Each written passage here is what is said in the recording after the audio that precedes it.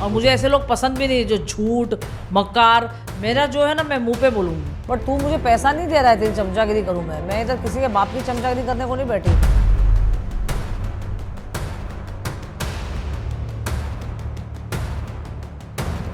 कहते हैं शादी दो दिलों का साथ नहीं बल्कि दो जिंदगियों का वादा होती है, और जब ये वादा पूरे 37 साल तक निभाया जाए तो लोग मान लेते हैं कि अब ये रिश्ता अटूट है।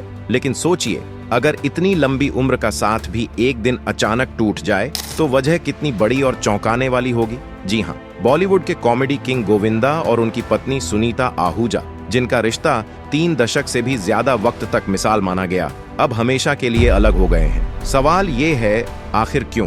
क्या ये तलाक सिर्फ मामूली तकरार का नतीजा है, या फिर इसके पीछे कोई ऐसा सच छुपा है जिसने इस रिश्ते की नींव हिला दी? क्या पब्लिक के सामने जो वजह आई है वही असली है, या कहानी कहीं और जाकर मोड़ लेती है? आज हम आपको बताएंगे वो राज जिसने 37 साल पुराने इस रिश्ते को तोड़ दिया और बॉलीवुड की इस जोड़ी को बना दिया एक बीती याद। आइए दोस्तों, शुरू करते हैं। शादी के इतने साल बाद गोविंदा और सुनीता के रिश्ते पर पड़ा तलाक का साया बॉलीवुड के हीरो नंबर 1 कहे जाने वाले गोविंदा को लेकर एक चौंकाने वाली खबर सामने आई है। लंबे वक्त से चल रहे मतभेद अब इस कदर गहराए कि उनकी पत्नी सुनीता आहूजा ने फैमिली कोर्ट का दरवाजा खटखटा दिया है। बताया जा रहा है कि दिसंबर 2024 में सुनीता ने बांद्रा फैमिली कोर्ट में तलाक की अर्जी दायर की, जिसमें उन्होंने पति पर धोखा देने और क्रूरता का आरोप लगाया है। गोविंदा और सुनीता की जोड़ी बाहर से हमेशा खुशहाल दिखती थी,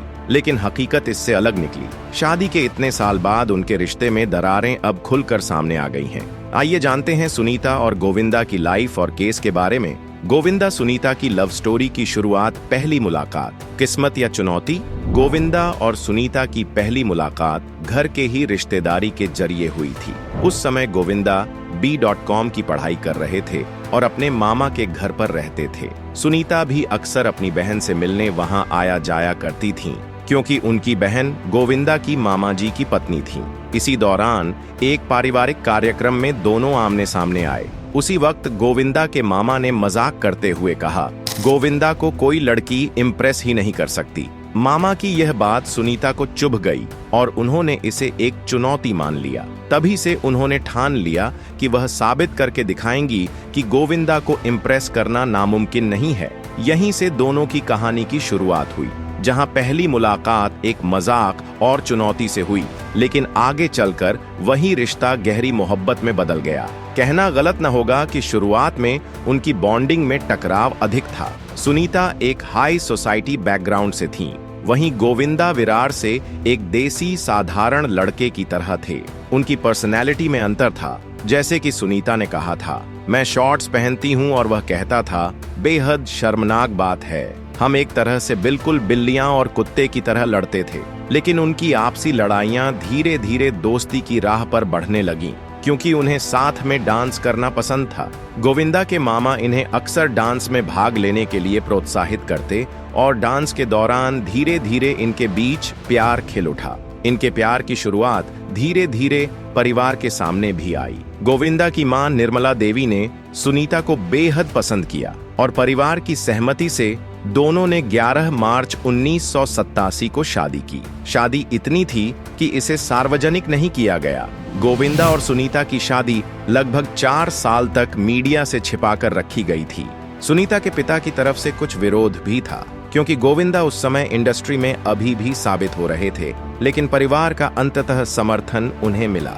गोविंदा और सुनीता की प्रेम कहानी बाहर से देखने में भले ही सीधी साधी लगे, लेकिन असल में इसमें कई ऐसे मोड़ थे जिन्होंने इसे खास और चर्चित बना दिया। चुनौती से शुरुआत एक मजाक और चुनौती से हुई थी। कहा गया था कि गोविंदा को कोई लड़की इम्प्रेस नहीं कर सकती। सुनीता ने इसे गंभीरता से लिया और पूरी लगन से गोविंदा का दिल जीत लिया। उनकी कहानी यह साबित करती है कि दो बिल्कुल अलग दुनिया के लोग, एक ओर विरार का साधारण लड़का और दूसरी ओर हाई सोसाइटी की लड़की, अगर सच्चा प्यार और समझदारी से रिश्ता निभाए तो वह हर चुनौती को पार कर सकता है। शादी और शुरुआती संघर्ष। गोविंदा और सुनीता की शादी 11 मार्च 1987 को हुई थी। उस वक्त गोविंदा अपने करियर के शुरुआती दौर में थे और लगातार फिल्मों में जगह बनाने की कोशिश कर रहे थे। उस समय उनकी आमदनी बहुत स्थिर नहीं थी और करियर की गारंटी भी नहीं थी, इसलिए शादी को गुप्त रखा गया। सुनीता उस समय सिर्फ 18 साल की थीं। उनका परिवार पंजाबी बैकग्राउंड से था और वह फिल्मों से बिल्कुल दूर रहीं। शादी के बाद सुनीता ने कभी लाइमलाइट का हिस्सा बनने की कोशिश नहीं की, बल्कि घर परिवार को संभालना ही अपनी पहली प्राथमिकता बनाई। गोविंदा का करियर धीरे धीरे रफ्तार पकड़ रहा था और इसी बीच सुनीता ने जीवन के हर मोड़ पर उनका साथ दिया। उन्होंने अपने बच्चों की परवरिश पर ध्यान दिया और परिवार की रीढ़ की हड्डी बनकर खड़ी रही। उनके 2 बच्चे हुए, बेटी टीना आहूजा और बेटा यशवर्धन आहूजा। बेटी टीना ने बड़े होकर बॉलीवुड में कदम रखा और 2015 में अपनी पहली फिल्म सेकंड हैंड हस्बैंड में नजर आईं। वहीं बेटा यशवर्धन लाइमलाइट से थोड़ा दूर रहते हुए अपना करियर बनाने की तैयारी कर रहे हैं। शादी के शुरुआती दिनों में चाहे आर्थिक तंगी रही हो या गोविंदा की व्यस्त दिनचर्या, सुनीता ने अपने धैर्य और समझदारी से सब संभाला। 90 के दशक और 2000 के शुरुआती वर्षों में गोविंदा का करियर अपने चरम पर था। उन्होंने एक के बाद एक सुपरहिट फिल्में दी। कुली नंबर 1, हीरो नंबर 1, साजन चले ससुराल, हसीना मान जाएगी जैसी फिल्मों ने उन्हें हीरो नंबर 1 का दर्जा दिला दिया। उनकी कॉमिक टाइमिंग, एनर्जी और डांसिंग स्टाइल के कारण वह दर्शकों के सबसे बड़े चहेते बन गए। लेकिन इस दौरान सुनीता की जिंदगी आसान नहीं थी। गोविंदा लगातार शूटिंग और आउटडोर शेड्यूल में व्यस्त रहते थे और सुनीता ज्यादातर समय बच्चों और घर की जिम्मेदारी अकेले निभाती थीं। उन्होंने खुद एक इंटरव्यू में कहा था कि दोनों बच्चों के जन्म के समय गोविंदा उनके साथ नहीं रह पाए और ऐसे में उन्हें पत्थर का दिल बनाना पड़ा। स्टारडम के साथ विवाद भी आए। गोविंदा का नाम उनकी को एक्ट्रेस नीलम से जोड़ा गया, जिसके बारे में खुद गोविंदा ने बाद में स्वीकार किया कि उन्होंने अपनी शादी को कई सालों तक छुपाकर रखा ताकि उनकी इमेज न टूटे। इसके अलावा रानी मुखर्जी के साथ भी उनके अफेयर की खबरें लंबे समय तक इंडस्ट्री में चर्चा का हिस्सा रहीं। हालांकि इसे कभी आधिकारिक तौर पर स्वीकार नहीं किया गया। ये अफवाहें उनके रिश्ते पर असर डालने लगीं और यहीं से दरारें दिखनी शुरू हुईं। फिर भी तमाम उतार चढ़ाव के बीच सुनीता ने हमेशा घर को संभाला और बच्चों को आगे बढ़ाया। उनकी कहानी बताती है कि ग्लैमर की दुनिया के पीछे निजी जिंदगी कितनी जटिल और चुनौतीपूर्ण हो सकती है। गोविंदा और सुनीता अक्सर मीडिया में एक परिपूर्ण जोड़ी के रूप में सामने आए। दोनों ने कई इंटरव्यू और पब्लिक इवेंट्स में एक दूसरे की तारीफ की। कभी सुनीता ने गोविंदा की इंसानियत की प्रशंसा की, तो कभी उन्होंने मजाकिया अंदाज में कहा कि वह अच्छे पति नहीं हैं, लेकिन छोड़ नहीं सकती अभी। वहीं famous film producer Pahlaj Nihalani ने यह स्पष्ट किया कि यह जोड़ा एक असामान्य लेकिन मजबूत रिश्ता निभाता है। वे समझौते से अलग रहते हैं, पर रिश्ता थमा नहीं।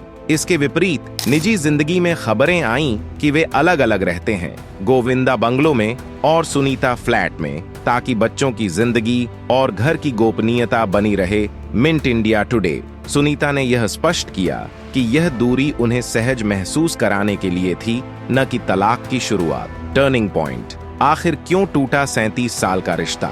मीडिया रिपोर्ट्स के मुताबिक तलाक की वजहों में सुनीता ने गंभीर आरोप लगाए, जैसे कि धोखा, मानसिक क्रूरता और विश्वासघात। उन्होंने यह भी बताया कि लंबे समय तक अलग अलग रहना, गोविंदा का करियर प्रायोरिटी होना और कई निजी परिस्थितियों से रिश्ते में दरारें पैदा हुई। गोविंदा की टीम ने हालांकि इन्हें पुरानी बातें बताया और आश्वासन दिया कि सब कुछ ठीक है। उनके मैनेजर ने कहा कि यह सब बस बिजनेस बातें हैं और परिवार ज्यादा टैबलेट नहीं देना चाहता।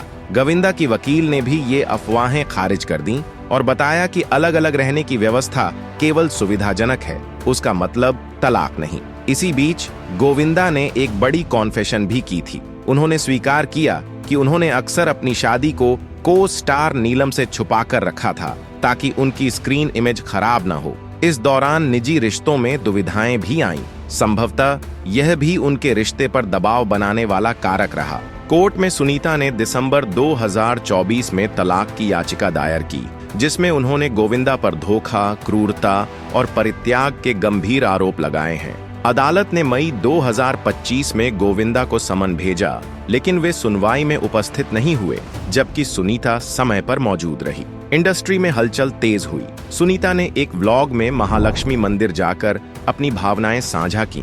उन्होंने कहा कि मां काली ने उनके परिवार को बचाने की कोशिश की, लेकिन सच को झूठ से बेहतर नहीं छोड़ेगी। वहीं गोविंदा के करीबी सूत्रों ने दावा किया कि यह मामला अतीत की बात है और दोनों अभी भी साथ हैं। उनके फैमिली फ्रेंड और वकील ललित बिंदल ने कहा कि वे अभी भी साथ हैं और समस्याओं पर काम हो रहा है। इंडस्ट्री और फैंस में इस खबर का भारी प्रभाव था। 37 साल बाद अलग होने की खबर में शॉक वैल्यू बहुत तेज थी। लंबे समय तक साथ रहे रिश्ते टूटते हैं तो परिवार पर गहरा आघात होता है। यह सच है, खासकर जब 4 दशकों का साथ टूटता है तो मनोवैज्ञानिक रूप से भी बच्चों और परिवार दोनों प्रभावित होते हैं। टीना आहूजा, जो बॉलीवुड में कदम रख चुकी हैं, ने इस अफवाह को साफ नकारते हुए उसे बिना आधार की खबर बताया और कहा कि वे इससे प्रभावित नहीं हुई। उनका फोकस परिवार और प्यार पर है। भारतीय समाज में लॉन्ग मैरिज टूटना एक गंभीर घटना समझी जाती है। इस पर परिवार और समाज दोनों की निगाहें होती हैं। यह मामला दूसरों के लिए एक सीख भी हो सकता है कि रिश्तों में संवाद, समझदारी और समय देना कितना जरूरी है। जहां तलाक की याचिका अदालत में चली, वहीं निजी स्तर पर मामला सुलझाने की कोशिश भी जारी रही है। गोविंदा के मैनेजर ने कहा कि यह खबर पुरानी है और सब कुछ ठीक हो रहा है। परिवार जल्द ही एक साथ गणेश चतुर्थी मना रहा है। गोविंदा की तरफ से अभी तक फिल्म या करियर के प्रोजेक्ट्स की कुछ स्पष्ट जानकारी नहीं आई। उनके वकील ने बताया कि वह काम पर फिर से लौटने के इच्छुक हैं। सुनीता ने उन्हें वापस बड़े पर्दे पर देखने की इच्छा जाहिर की थी।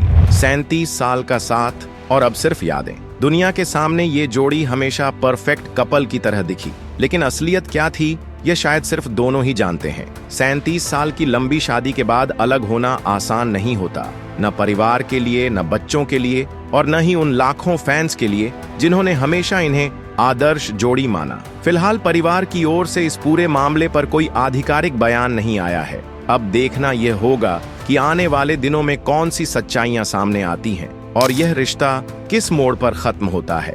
अब इस पूरे किस्से पर आपका क्या कहना है, हमें कमेंट्स में जरूर बताइए। अगर वीडियो पसंद आया हो तो लाइक, शेयर और सब्सक्राइब करना न भूलें, ताकि हम आपके लिए आगे भी ऐसी ही दिलचस्प और सच्ची खबरें लाते रहें। धन्यवाद।